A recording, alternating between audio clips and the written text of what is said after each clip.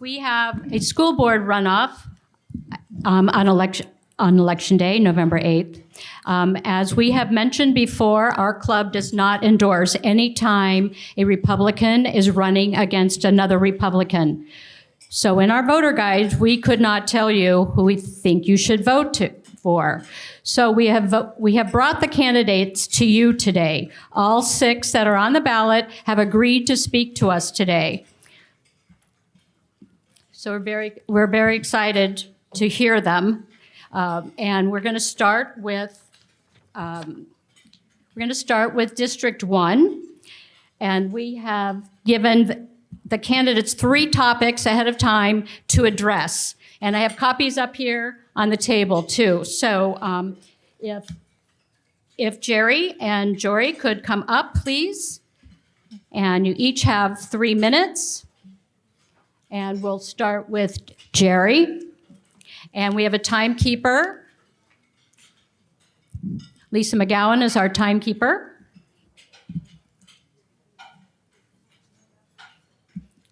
So we're doing it by district, so it's more clear that you have to choose between one for each district.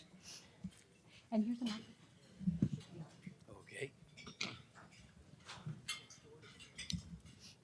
Good morning, I'm Jerry Rutherford. I'm running for District 1 School Board.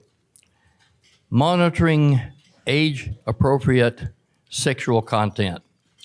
In 1985, local community leaders stood against sex ed being introduced into our school policy. I have the letter and signatures from those community leaders, some of whom I know. The school board voted for the program over the objection of the community leaders. Sex education is a responsibility of the parents alone. School teachers have no business in this arena. In the 1980s, we stopped sexual orientation from being added to the county or school non-discrimination policy. Later on, when the school board wanted to add sexual orientation to the policy, I warned them of the consequences. I was ignored. I warned them when they wanted to add transgender to the policy. I knew it was not state policy. They added it anyway. No one said a word when the state sent down a reading list that was inappropriate for young students. Where was the school board and the superintendent? Where is the backbone of our school leaders? Assurance of freedom of speech for parents and guardians. Fortunately, Governor DeSantis signed a bill to protect parents' rights where education is concerned. I will be there for these parents and guardians and the students. I will be a full-time employee. The school board is to set school policy, and I will promote school policies that are already on the books and hopefully add some and get approved that will bring a turnaround to our public schools. Provisions for the budget transparency. What you don't know about me is this. My title in the Air Force was Medical Material Specialist. I worked in medical supplies. My job was to receive medical supplies, post them to the card, file, price, shelf, and inventory. I was also in charge of the lending control inventory. There are 31 different departments to the budget. I can work in the pricing area. I will work with the departments on price controls, eliminating waste, and so forth. I have 6 questions for each department that will help me to discover wherein the problem lies. Wouldn't it be great if we had a school board that were receiving compliments for what is accomplished instead of complaints about what's wrong? I believe that's possible. Thank you.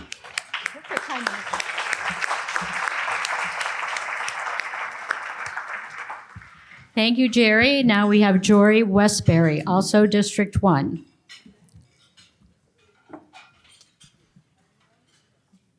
It should be on. Hello? Oh, good. Okay.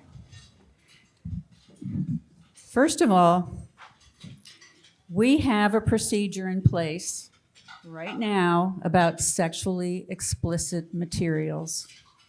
There is a community input, there is teacher input, and not really student input, although they would probably vote for some of these things.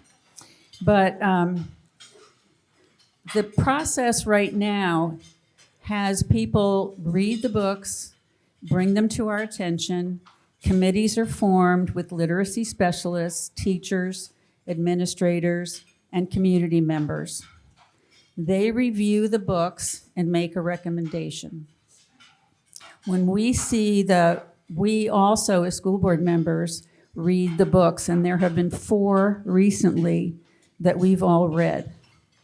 And we have determined on the basis of our opinions that these books should not be in any lower grades than high school, first of all.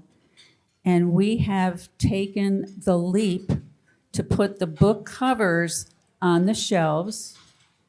And if a high school student wants to read the book, they need to have parent permission. So there's a checks and balances in there that precludes them from reading something that we have all agreed on is not at their level. Secondly, Jerry mentioned that we teach gender ID. We do not. The standards for health curriculum come from the state, and we follow those procedures. And we do not, and I know it's been said before that we are indoctrinating students to gender identity from grades K to 3. That's not happening. First of all, as a former teacher of 3rd grade, I can tell you that they would be clueless as to what any of those terms or what was going on. So it's not happening. We have a health curriculum that starts in 4th grade that is totally based on health and keeping yourself and your body healthy. And those standards, again, come from the state. Jerry has mentioned budget oversight. We receive budget information at least a month ahead of time to review. Thank you, Dr. Westbury.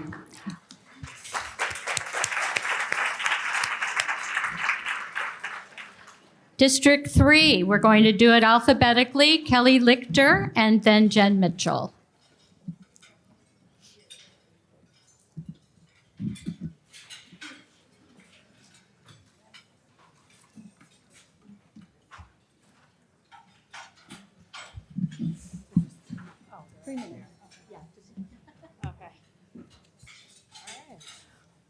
All right, good afternoon. Thank you all for being here. My name is Kelly Lichter, District 3. The topic on monitoring age-appropriate sexual content. As some of you know, I served on the board from 2014 to 2018. This issue isn't something new. I believe it was 2015 was the first time we had a parent come up during their public comment 3 minutes and read from an actual book that was found in a media center for middle school. The board chair at the time, Kathy Curatolo, stopped him from reading the book because she felt it was very inappropriate for an adult setting. The attorney did say the gentleman could get his 3 minutes to read from the book. I know I was bright red sitting up at the dais because it was not just read between the lines. It was very descriptive sexual scene in a bathtub and with a man and a woman. It was quite a disgrace. So this isn't a new issue. We tried to remove these books from the schools, being part of the voting minority. Unfortunately, the board majority wanted these books in the schools. Instead of having a warning label, I don't believe any of these sexual books have any business being in any of our schools because we are dealing with minorities. Like these are children. Like these are minors, not minorities. these are our kids. So to that point, we don't need labels on them. They just don't need to be there. Thank you. As far as assurance of freedom of speech for parents and guardians, one of the things, people get 3 minutes to speak to the board. They have public comment or they can speak on agenda items. I can tell you what I've witnessed, board members emailing people while the members of the public are coming up to speak. There was a meeting just with the incumbents who are on this board during COVID, wouldn't allow parents to speak. So the parents had to submit their comments via email. Those comments were never read into the record. And there were about, I want to say, almost 40 comments that were submitted. And I'm sorry, but that's a violation of law. And that's proven that they did not allow those to be read. And that's unfortunate because that is your time to speak to the board. As far as provisions for budget transparency, as you all know, or maybe not know, I'm founder and president of Mason Classical Academy. And the school board incumbents raised a big issue claiming that our charter school didn't have a finance oversight committee, which is not required by statute, but the school does have one now. But what I find interesting is the current school board doesn't have any finance oversight committee. So they make a huge deal about one charter school, and here they have a $1.4 billion budget, and there's no oversight committee. But I will tell you this, because I brought it up the other night. We had thank you. Thank you, Kelly. Thank you. Next is Jen Mitchell. Hello, thank you for having me today. So first I want to talk about the Media Center books. We have a process. We bring in community members and parents to review books. We do have books that are determined to have literary value, books that are AP College Board certified, that are required reading for college courses. Some of them may have explicit content. If that is the case, those books are on a restricted list requiring parent permission only. But let me be clear, pornography has absolutely no place in our schools. It is not in our schools, nor will it be. In terms of assurance for freedom of speech of parents, I think it's important to note that unlike my opponent, I have never retaliated against a parent, brought litigation upon a parent, or mocked a parent on social media who questioned either something I did or something that the district did. I have never done that. I would never do that. I think it's important to know that. In addition, I think it's important to know if you bring an issue to my attention, you get my cell phone number and you get a commitment from me to work to solve your problem. We may not always come to an agreement on the solution, but you get my full attention.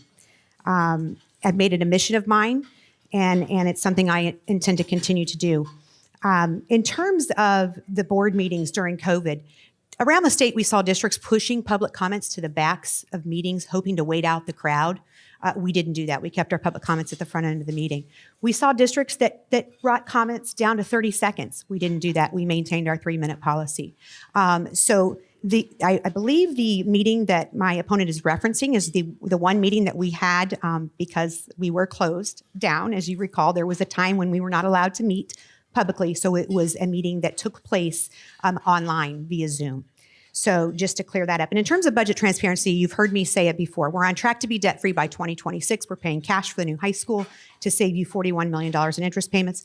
This board has undergone risk assessments in the areas of contracts, payroll, IT. We just ordered an IT risk assessment in the areas of ARP funding, as well as the construction of the new high school. Why? To make sure that we are using your tax dollars for their highest and best purpose, which is to serve the students of Collier County. So it has been the honor of my lifetime to serve on the school board, and I hope that I have earned the opportunity to serve for 4 more years. Please vote for me on November 8th. Thank you, Jen. We're going to go on to District 5, again in alphabetical order with Tim O'Shear.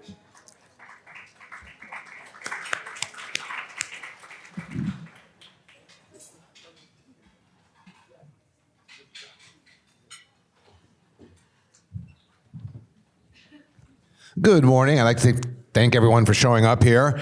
This is the last place in I never thought I'd be running for school board.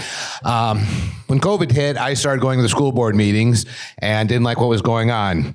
And after I decided to run about a year and a half ago, I was addressed by Keith Flau about the sexual contents of the books. Well, he met me at a coffee shop in Marco, which is still there after the hurricane. And he handed me 3 or 4 books. I just looked at them and they were just completely baffling. I mean, these were books that were in the media centers that anyone can look at. I've been married 35 years. My wife learned a few things from those books, and I don't know why they're still in there. They should probably come out of the media center, so they shouldn't be in there. I don't know what the problem is. I mean, you go into a store, you can't buy age-appropriate beer and other things in the store if you're not of age. So just take them out. Let the parents, if the parents want to get them, let them get the books for the children. As far as freedom of speech goes, I've been there every school board meeting for over a year and a half. And in the beginning, they completely shut you down. People get up and speak, and they would just look at you. And if they didn't like what you were saying, take your mask off. And they would get up and walk out. I didn't think that was appropriate. As far as the budget goes, it's over $1 billion. When Kelly was on it, it was around an $800 to $900 billion budget. Now it's 1.3, now 1.4 billion. I was handed the budget, which is a ringer about an inch and a half thick. And I'm thinking to myself, I do my personal taxes, I'd have nowhere near that money, and my taxes are a lot less than that. So I think they need to look at the budget, actually come up with what's in there. What I flip through it is just fluff stuff. I mean, it has what it's referring to per school, the amount of money that it's spending, and I think we should have to look a little bit deeper into that. Other than that, we just need to go through everything and look at it. Again, I said I've never thought about running for political office. I mean, these are our children, the most precious minds they have. I have an 8-year-old grandson that's going in the 3rd grade now, and he just, he's nowhere, to look at the books and everything. Again, I'm sorry, I've been going since this morning. I've been I live in Everglades City, and I've been cleaning up down there and just running around taking care of everything. So my name is Tim. I'm running for District 5, and then just please vote for us and have a good day. Thanks. Thank you, Tim.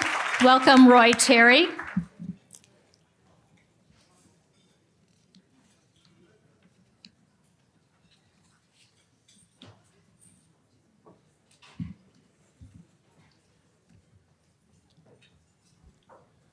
Thank you very much for having me today.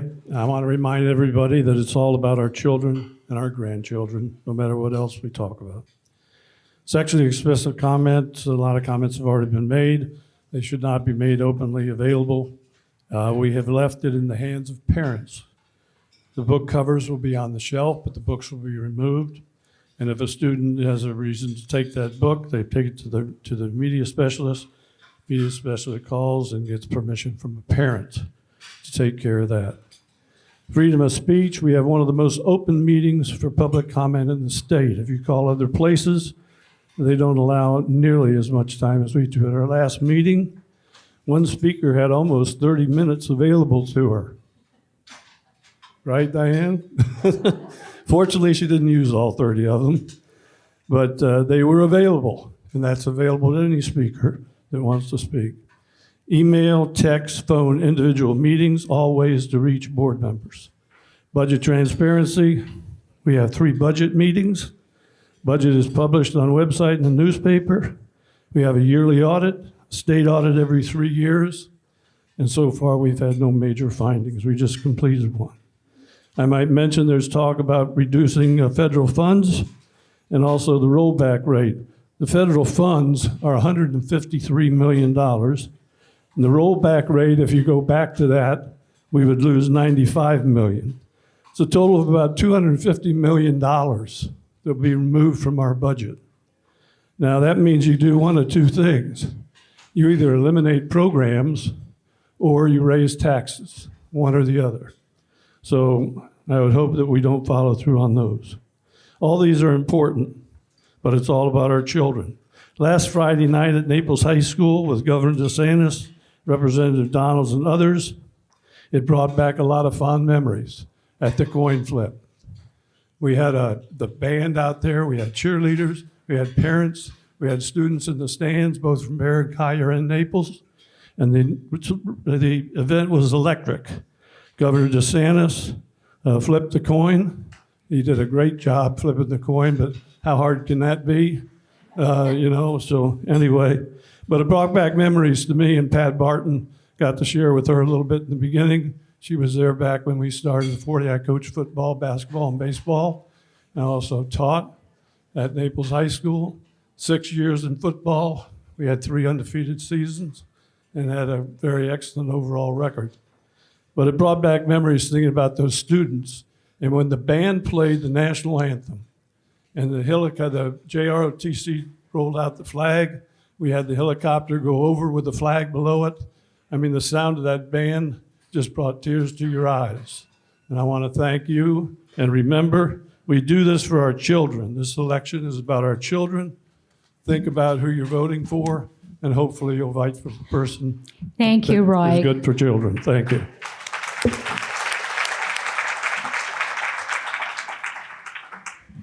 I want to thank all the candidates for coming to speak to us today.